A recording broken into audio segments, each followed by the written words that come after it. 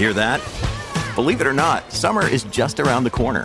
Luckily, Armor All, America's most trusted auto appearance brand, has what your car needs to get that perfect summer shine. Plus, now through May 31st, we'll give you $5 for every $20 you spend on Armor All products. That means car wash pods, protectant, tire shine, you name it. Find out how to get your $5 rebate at armorall.com.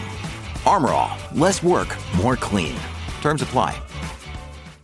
We're randomly selecting listener reviews to read on the show, and if we choose yours, you'll get free Single Tracks merch in the mail. This week, we're sharing a recent review from KKR5 Fan. KKR5 Fan writes, "Content is solid with good reviews and writing advice that are data as well as experience-based. Just purchased an Orbea Rayon based off podcast discussion and Single Tracks reviews." Well, KKR5 Fan, we hope you're enjoying that bike. If you could send us an email at info@singletracks.com, we'll get your shipping information and your goodies out. Be sure to add your review of the Single Tracks podcast wherever you listen to our show. Thanks, and happy trails. Hey everybody, welcome to the Single Tracks podcast. My name is Jeff, and today my guest is Enrico Guala. He's the founder of Italy's Superenduro series and an Enduro World Series board member. He also owns a bicycle distribution company based in Italy. Thanks for joining us, Enrico. Yeah, nice to be with you, Jeff. Been listening to your podcast for quite some time, and yeah, good to be here. Yeah, great. Thank you. So you've been mountain biking for a long time and even spent several years as a trials rider. What got you interested in the sport and bicycles in general? Well, actually, I've been doing trials before discovering and founding, mountain bikes. And it basically was an accident that, drove my life. Bad accident. I was hit by a car when I was 4 years old. Ooh. And when it was a pretty serious accident, I crossed the road where I shouldn't and kind of escaping from my parents. And, I was in a pretty bad shape that time. Yeah. And, my parents kind of, got very, very impressed and when it was time, when I turned 14 years old, and that's usually the age when you can start driving a motorcycle, a 50cc motorcycle in Italy. And we were living in a small village on the hills just above Genova. I asked for a motorcycle. It was my time. And they said, we're not really sure if we want you again, in danger. Yeah. And so I said, wow, but, I wanted something. It was my, was kind of finishing school and, for summertime, usually parents buy either a motorcycle or an ape, but that's another story. Or, I wanted a bicycle. And, there were these Montesita bicycle made by Pedro P., the father of Ott P. He was a frame builder at Montesa and just, was doing these trial bikes. And I was very interested in trial bikes because in the village there were motorcycle trial riders. So I said to my parents, well, why don't you get me a trial bike? And so they did. And I started to, living in the countryside, like hit any little wall, rocks, logs, everything. And trying, to go over the obstacles, with this bike, with the wrong technique in the beginning. And then I moved to some races and went to see some races and I said, oh, wow, the technique is completely different. Those guys are like actually hopping their bikes. They're not using the speed to go over the obstacles. So I started to be involved in trial racing and, to make a long story short, started to race in, I think it was 1984. And basically did Italian series and been, quite good in that sport. Yeah. And the local shop where I used to buy my spare parts in Genova, a couple of years later, I was there just to buy stuff or do some maintenance on my bike. And I saw those big wheel off-road bikes. Yeah. I was like, hey, what's that? It's like, and this guy, the owner of the shop, was really into BMX at the moment, at that time. And he said, well, it's like a BMX with way bigger wheels and gears, and you can just climb up the mountain, easily and then go down. And it got me a mountain bike. It was a GT backwoods, 18 Oh, cool. speed, pulmos, a bunch of other super high level components. Yeah. And I decided it was my thing. Like, I bought it. Actually, my parents did. And I started to ride my mountain bike on top of my trial. Oh, wow. Yeah, on your courses. Yeah, well, it was a different thing. Mm-hmm. I didn't give up or quit trials. Actually, I did my best season trials in 89. And then I started to mountain bike, mainly as a discovery thing. Because my trial bike, I was able to do, good stuff, jump over stuff and, into the section and then, train for the sport and having good results. But what mountain bike was representing to me at the time, it was a long ride. I could actually reach way, way, way farther than with my trial bike. Yeah. Sort of like the motorcycle that you wanted.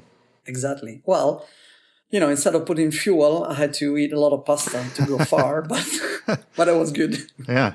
It's interesting, too, that your parents, I guess, thought it was okay to get you a trials bike and later a mountain bike. They didn't see that as being too dangerous. I mean, do you think there is sort of a different level of risk between motorcycles and mountain biking, say?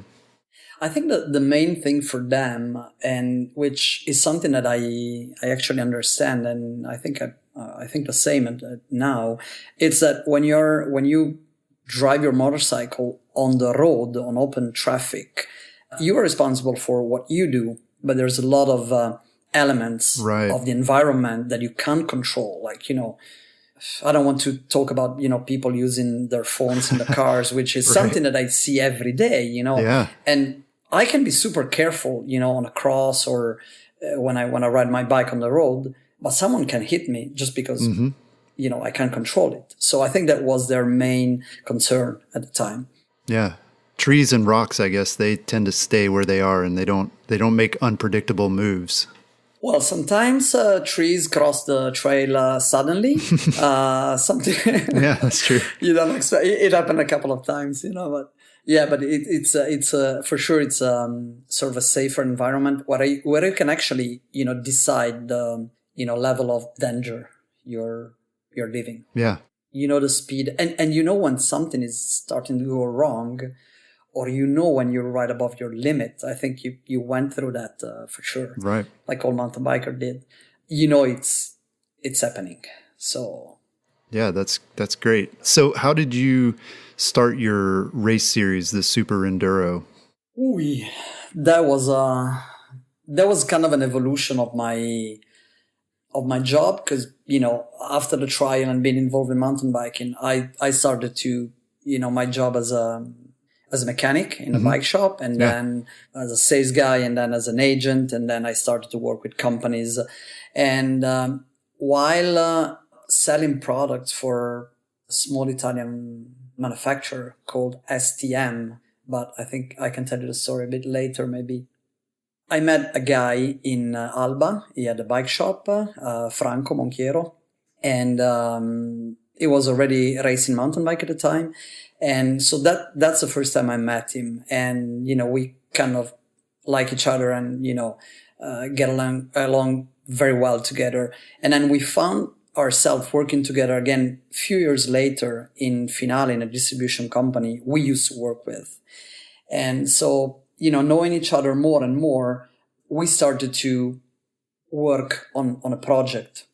Actually, it was already organizing DH events, downhill events with my bike shop. Yeah. I thought it was a very good way to, push people above their limits so they could change bikes and stuff on their bikes. But I was also very, very attracted and driven by gravity and speed and this part of the sport, the gravity side of mountain biking. So few years after, we started working together, I opened my distribution company for Wimp, and that was 2006. And he was working at the time for Commensal. So we both quit the distribution company in Finale and, went on separate projects. And 2004, 2005, it was the beginning of the mega avalanche and, the avalanche series, downhill, must start downhill events. And brands like Commensal, basically the development of their bikes, their newest bike, like the Meta, there was a Meta 6, I think, or 5 at the moment, at the time, based on this type of racing. And Franco was selling Commensal, and I was starting to sell Ibis, and Ibis just presented the year before the Mojo, which was a 140 mil all mountain bike, full carbon, that people really, at the moment, they, at least in Italy, no one understood what the bike was for. Yeah. You have to know, Jeff, that Italy is a race-driven country. We race everything. We have Ferrari, we have Ducati, we race on the highway, we race girls, we race everything. And it's in our blood. It's in the DNA of this country. And so if I need to look for a sport tool or an equipment, I want to know what's this for in a racing environment. Yeah. Like, I'm going to buy my ski, my new ski, because there's someone racing those skis in World Cup level, and when Alberto Tomba used to win World Cup, he was on yellow Rossignol, and everybody had yellow Rossignol ski. So at the time, the only disciplines that we had in Italy on mountain bike were cross country, and we had perfect bike for cross country, and downhill, and there were downhill bikes. But those bikes were like, transgender, if you know my meaning, like, in between. So what do you do with these bikes? Right. Well, a lot of people were wondering that too. I mean, it wasn't just Italy where there was only XC and downhill. I mean, it was, around this time, there wasn't really anything else there in terms of competition, right? Exactly.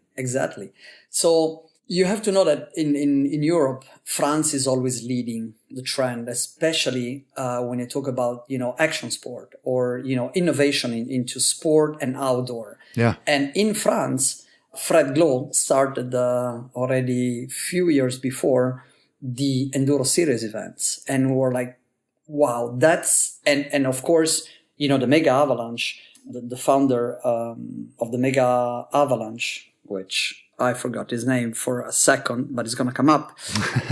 They were developing these gravity-fed events, but where you still had to pedal. Either you had to pedal up to the top or take a lift and do these super long downhill stages. And Fred launched the Enduro with the Tribe 10,000 in Val d'Alos. Can you imagine a race where you go for 2 days up on a lift and you do 10,000 vertical meters drop in 2 days? Wow. Like, your hands on Sunday night don't want to even hold a fork anymore. So those bikes were made, and in fact, Commensal was perfectly in time, with the development of the sport. But it was nothing like that in Italy. So Franco came to me and said, Enrico, we need to do something. We need to launch Enduro in Italy. And I was like, come on, Franco, I'm too busy. I have done events, my other things. Yeah. Short, long story, or he convinced me. Yeah. And we did 2 test events in 2007, Priero and Cartosio, just to test the format. And the main thing was basically to be able to find a format, and that was Franco's idea, that was suitable to Italy, where we don't have that many lift access mountains and terrain as in France. Okay. So the rally format came up. Basically, the format that we know nowadays, and that has been, sort of a foundation of enduro as we know it today. Because if you want to, and that was always our goal, if you want to organize an enduro race everywhere where you don't have a lift, you need a format. And that's how we started. Yeah, that's interesting, because here in the US, I feel like our idea of enduro is more that Italian idea where, there are no lifts. And to us, it seems weird when an enduro race has some liaison stages that, give you lift access. So yeah, it's really interesting how kind of the sport evolved to fit into those other locations. Exactly. And at the end of the day, it was exactly the type of riding that we've always been doing. Like you go out for a ride with your buddies and you go up on a mountain, down in a valley, up on the other side and down. You go up and down the whole day and, and you have fun and you challenge your friends on the way down, usually. That's at least the type of riding we like to do at the time. Yeah, that's very cool. So how has the Superenduro changed over the past 10 seasons? I imagine there's been some tweaks to the format, and you mentioned a little bit earlier, but sort of how has it evolved over the years? I think more than in the format, we evolved based on the evolution of the technology we have today from the industry. Bikes are way more capable than what they used to be. I mean, few weeks ago, I think EWS posted a gallery of pictures of the very first EWS in Punta Ala 2013. And when you look at the bikes, oh my gosh, like it seems like 20 years ago. Yeah. So I think mainly the evolution has been on course design and what the speed of the bikes and the riders evolved over the years. As far as formats, we still like to throw in the mix some alpine events whenever we can, and that means lift access. So you can have a Superenduro race, let's say in Punta Ala, where you have to pedal up the hills and go down, and we have to limit to 1,800 meters climb on the race. But if we go to La Tuile or Abetone, where we have lift, we can do maybe 500, 1,000 meter climb and maybe 3,000 down. Oh, yeah. So, we try to adapt the format that is flexible to the location and basically to tell the story and to express the type of riding that venue, that destination is known for. Yeah, it's interesting too how you frame like sort of the beginning of enduro as coming from the bikes. There's these bikes and what do we do with them? How can we race them? But there were others working at the same time with enduro, and it was being driven by the sorts of trails that people ride or the athletes and things. And I think that just speaks to the power of enduro, the staying power of it, that it's being driven from all these different angles and it continues to evolve, and everybody has kind of a different perspective, but it's become this thing that really drives a lot of the innovation and change that we're seeing in our sport. I think so. And I think it's really great to be open-minded and, always look at new ideas or, new formats or just a new approach from organizers, from venues, from riders, and be open to accept and evolve with the ideas that are coming together from different perspectives. Yeah. Well, speaking of being open to new ideas, the Enduro World Series, of which you're a board member, recently announced that there's going to be new e-bike categories for 2020. Are you thinking about doing the same for the Superenduro Series in Italy? Boom. That's this is gonna be a pretty big topic. Well, actually, we open already to e-bikes at the Superenduro as let's say as a category, as race in the race. So they were riding the same trails in the same field, just they were scored separately. Exactly. Okay. And honestly, Jeff, I don't think it's like the perfect setup, the one we have at the Superenduro, because I really feel I've been e-mountain biking for now 6 years already. Okay, wow. Pretend to have some sort of experience, at least as a rider, and I find e-bikes it's a different sport than mountain biking. Don't get me wrong, we use mainly the same components and, we can ride the same trails, but the kind of experience you have on an e-bike, it's a different thing. So I feel events and races should reflect that. that part, these new possibilities. At the Superenduro, though, we decided to be inclusive.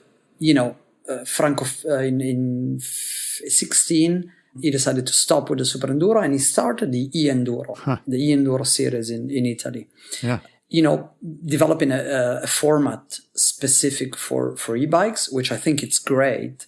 But what we wanted to do and we wanted to achieve at the Superenduro, and because there's a lot of people that want to stay together and enjoy these events that are traveling around or bringing people around our beautiful country as a discovery of the unique taste of Italy that is very different from region to region, even from village to village. We wanted people to stay together, so we wanted to be inclusive for e-bikes. And if you remember in the beginning, when e-bikes basically hit the market, people are, not really friendly, or, there was some big argue on e-bikes, even magazines, like still. Yeah, still in the US, especially, yep. But we don't wanted to be in a ghetto or send e-bikes to a ghetto. Why should you attend, an e-bike specific event? So we decided to open the Superenduro to everybody, just to enjoy the event and the format, knowing that in some of our stages, an e-bike was suffering way more than a normal bike, than an acoustic bike. Well, yeah, I'm curious. I mean, we talked to Chris Ball about this, and I'm curious to know, do e-bikes have an advantage? Did you see the people who were on an e-bike posting faster times than those without? In some stages, yes. Top athletes that ride e-bike, I think for sure at the actual technology, e-bikes are not too far back over normal bikes. I think there's even some advantages in weight distribution of the e-bikes, center of gravity over normal bikes. And we saw that in one event where the fastest time in few stages were on an e-bike by a pretty fast guy. Yeah. And to be clear, when we talk about the times on stages, these are descending stages. This is going downhill, not climbing, not really taking advantage of the main advantage of an e-bike, which is pedal assist. No, 100% descending, or even with flat parts where you can push an e-bike to 25k per hour, right, but not really go a lot faster above that. Whereas with a normal bike, you can easily push to 35 or 40 pedaling. Right. So we were honestly, Jeff, we were a bit not afraid, but shocked by this information and data. Yes, we were. Yeah, interesting. So what are some of the challenges of promoting such a prestigious race series I imagine it takes up a lot of your time, and it's a big production, right? It is, and thanks for the procedures. I take it as a big compliment. Yeah, absolutely. It's not enduro; it's super enduro. It is, and that have always been since the beginning our main goal, and because in the beginning we wanted to position enduro as something that people have to notice. And understand. We tried to partner since the beginning with big sponsor. We had Volkswagen, the vehicle company, the German brand, supporting in the beginning, and that helped us a lot to position the Superenduro as sort of the reference. Then over the years, and for a few years, we tend to control all the events. We didn't want any other organizer to start enduro until they knew exactly how to do it right. Because as a consumer, and as organizers, we didn't want anybody to get in touch or touch base with an enduro race and be deceived and live a bad experience. And actually, I always use this food metaphors. Cooking a good enduro race, I mean, you need good ingredients and you need a very good chef. Right. And in the beginning, the risk was too high that something was going wrong for new improvised organizers. So we tend for several years to control the whole market and train organizers and explain and talk to them and, take them by hand into the organization until there were enough very good organization around the country. And, we sort of released, other organizers and let people do more events. Mm-hmm. And that created a very big movement, I would say, in Italy with more than 10, I think it's this year, regional series. Oh, wow. So we have the Toscana Enduro Series or the Sardinia Enduro Series or the Lombardia or the Triveneto. Like all the regions, they have their own regional series, mm-hmm. so that we can focus on the national series. And that creates the base of, the grassroots events, create the base for, new riders for the discipline. Yeah. So 10 years ago, when you were first starting out with the series, was it difficult to get people to sign up for the race? I mean, did they understand what enduro was and why it was going to be fun? We partner with a magazine. It was a Tutto Mountain Bike at the time. And, they helped us a lot to explain to their audience what was enduro. And we invested a lot since the beginning. And I think that has been, one of our strengths in the beginning, investing a lot in communication mm-hmm. and media, good pictures, videos, all this content that actually self-explain right. the discipline to people. Yeah. Because, it's hard to explain an enduro race by words. It's easier with pictures and videos. Yeah, that's really interesting. So you had your first ever race cancellation this spring. What led up to sort of making that decision? And was it a hard decision for you? One of the most difficult days ever as a race organizer. Even in the old downhill days, I went through storms and, lightning that, broke the timing. I mean, I went through some serious stuff, but had to cancel a race because nobody expected the snow on top, and quite a lot of people were not really well equipped for that event. It was a very tough decision. Probably, the best decision we could take at the moment or at that moment. But, it suddenly reminded me about the EWS in that wheel in 2014, mm-hmm. when during the practice day, we're going up to 2,600 meters, and it was snowing and wind up to 50 km/h, and the perceived temperature was like -5. Whoa. And a riders of the Enduro World Series was going up on the lift with just a super light jacket.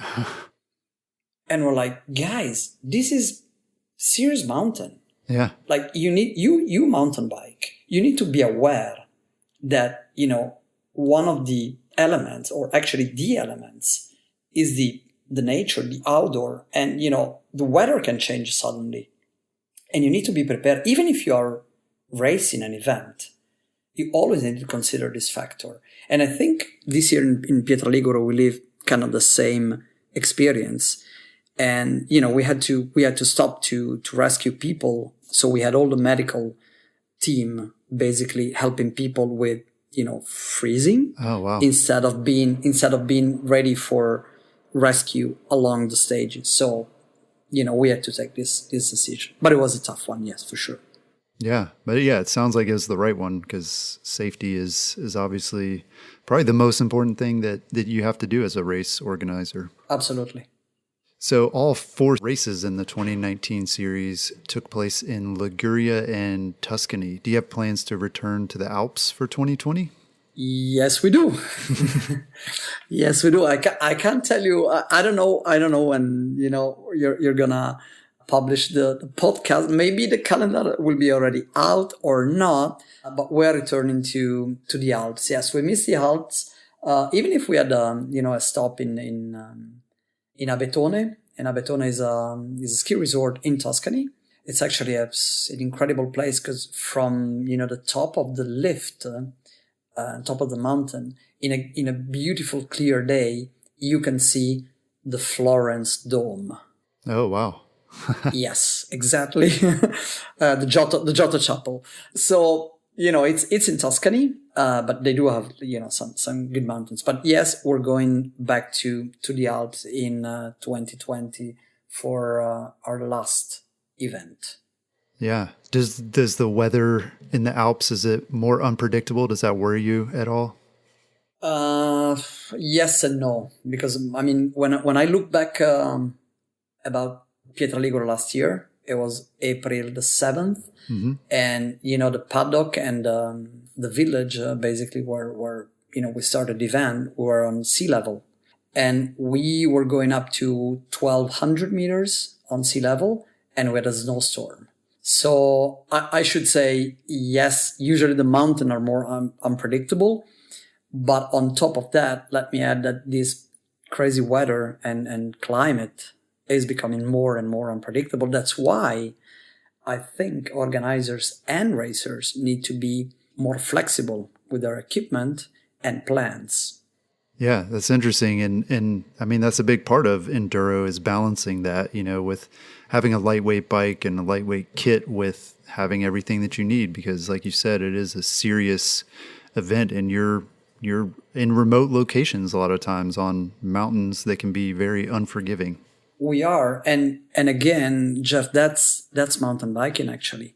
How many times we find ourselves, in the middle of valleys and mountain, maybe on a 2-day adventure, and you need to be ready. Mm-hmm. And, an enduro race is, I think, kind of reflecting the same type of experience, or at least we'd like to think it that way, and we try to design our events to be adventures on their own and discovery of the area. So, yeah. Yeah.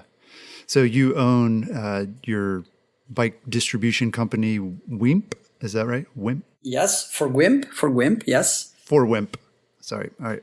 For WIMP and Superenduro, and you're also on the board of the Enduro World Series. How do you find time to do all of those things? Incredible teams. I think that's the key to read what I do. I have a business partner in for WIMP, and yet a very good team that carries all the daily duty of a distribution company and challenges. Same at the Superenduro. The Superenduro is a group of people, and when we're on event, we're like 14 people as a staff that work to produce the event. And I'm still enjoying it a lot, my announcing, but I also care about several other factors and things during the Superenduro. Mm-hmm. And on the EWS, just board member. And again, EWS has an incredible team of people. We just met like last week in Scotland for sort of a yearly, debrief and meeting and of course, dinner, Christmas dinner party, which is always great. And, everybody has been working so hard to produce and deliver what we deliver. And, all the teams are not like big.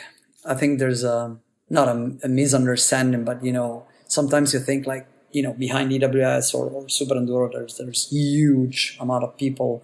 There's not. There's a lot of good, committed people. So, yeah. Yeah. Teams are important, really important. Yeah. Yeah. That's really cool.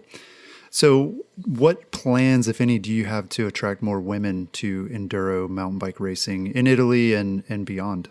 Let's stop talking about women as they were women. Mm-hmm. As simple as that. Like, I think there's, it's a big topic, but, as long as we think, women need to do easier things. We need to care about, something specific for women bike products. Like there's not such a kind of thing in other sport. of course, there's a specific needs in terms of equipment for some things, but let's start to consider women like we do for all the other matters in life and topics and work and daily, life. There's women way more, capable and stronger and fast than men. So I think we just need to stop considering, women as a separate category. Yeah. Let's just get together. Yeah. It sounds like your approach maybe is put on a great event that people will enjoy, and that will mean men and women will be interested in it. Do you think there are certain things that are keeping women from doing enduro right now? I think if there's one discipline that is accessible, is enduro. Of course, if we expect women to, or beginners, or people with a low level of skills to show up at Enduro World Series and race that and be comfortable, no, not at all. But I feel like, especially if you attend like a regional event or a local event, and liaison time are pretty more relaxed, and the stage design is not too extreme, women like men, like youth, like older people can get into those events and grow from there to a higher level. The other thing is mountain biking have always been more of a male-driven sport. Mm-hmm. And, we have this sense of, it's extreme. You go out, the mud, the rocks. Yeah. Who cares? Like, you go to Whistler, you go to, and I consider Canada, for example, a way more evolved country into mountain biking than many other countries in the world. And the level of riding that women have in Canada, it's amazing. I can't keep up with, a lot of women my age or even older that are just kicking my ass. Right. So again, let's just have fun together. Just go. And if I need to walk, I can walk. Or if, my girlfriend needs to walk, she's going to walk. Yeah. I mean, I think you make a good point that everybody needs various entry points into the sport. I mean, none of us would think that we can just kind of start enduro racing and be at the top of the sport. I mean, we need opportunities for, easier level tracks and, less competitive races and things like that to sort of build to that level. And it sounds like with the Superenduro and the EWS, there are more and more of these opportunities every year. I think so. Totally. So what are your thoughts on the recent doping suspensions of several enduro mountain bikers? That's a tough one. I think there's, again, it goes back to the age of enduro. And when I'm talking age, enduro is still a young discipline. Mm-hmm. We've been doing Superenduro for now 11 years, and it's going to be our 12th year, and Enduro World Series is only 7 years old. And, the whole scene is young. So our riders, the racers and the pure enduro racers, I think they don't have the education that cross-country riders or road racers or cyclocross or even downhillers had over the years. Yeah. Like if you're a top tier athlete in any other discipline, your federation and your team, you have regular blood control and blood check over, the season, over the off season. And you have, there's a kind of a protocol you need to follow. And there's way more education into that disciplines than in enduro. Mm-hmm. You know the rules. I mean, you come up in the sport knowing that there are these rules and there are things you can and can't use. And, if you're going to try something, you need to talk to a doctor and have them look up the rules for you and all that sort of thing, right? Exactly. And your coach, your team teaches you and provides you all the guidelines to actually, and you grow with that information. Yeah. I think enduro just hasn't come to that point. So, we had a case in Italy and, of course, the most famous, Ricci and Martin. And I think all of them they all share the same path or, the same problem of not knowing exactly what to do. And I think the key is education. And I was having, before those cases, I was having a chat along the liaison during a practice day on one of our races with some riders coming from cross country. And, we're debating the fact that even among riders, there's not a lot of talk. There was not a lot of talk about how to manage, the potential substances that you take for anything. Mm-hmm. You have a flu and you take one of the medicine that I always take as a normal person, to cure my flu. But if I'm going under the anti-doping control, I probably result positive to that element, which is something I take, over in winter. At least I get a flu every year. Yeah. So I think it's just a matter of education, Jeff. I don't think there's any. Honestly, I don't think there's any, bad. Bad intentions. Yeah, I mean. Yeah, bad intention behind it. Yeah. I think that's a really good point too about how the sport is so young, and this provided, unfortunately, to the detriment of these athletes, but it provided education for everybody else. Now everybody else in the sport knows that you need to be careful and you need to understand the things that you can and can't do, or else you'll end up like these guys. It was almost as if they're made an example to kind of, set those expectations for everybody else going forward. Absolutely. And, to that regard, I don't know if you talk about that with Chris or Darren or someone else, but, as EWS, we organize a sort of public conference. It was a rider conference in Canazei with UCI and with the guy responsible for the doping protocol at UCI. And basically the goal of that night was education. It was just explaining to the riders what are the rules, what are the protocols, what you need to take care of, and what you need to pay attention to. And I think it was a very good step. And, we don't pretend to educate people, but I think as a group of people working together with the same goal, organizers, industry, riders, media, we all need to be aware that education is always key for a common goal. And so, yeah, it was very interesting. I've learned, personally, I've learned a lot that night. Yeah, I think we all did. Yeah. So do you feel like enduro courses are difficult enough for top-level athletes, or are they going to continue to grow steeper and more technical as equipment improves and also as the athletes improve? I think it's an evolution that we're going to see in the future. I don't like to see enduro going too extreme or, being too far from the roots of the sport. I think an enduro race, it still need to be rideable by a good level rider, not racer, but rider, as a trail of his Sunday ride. Yeah. And of course, it changes and it varies from place to place, terrain to terrain.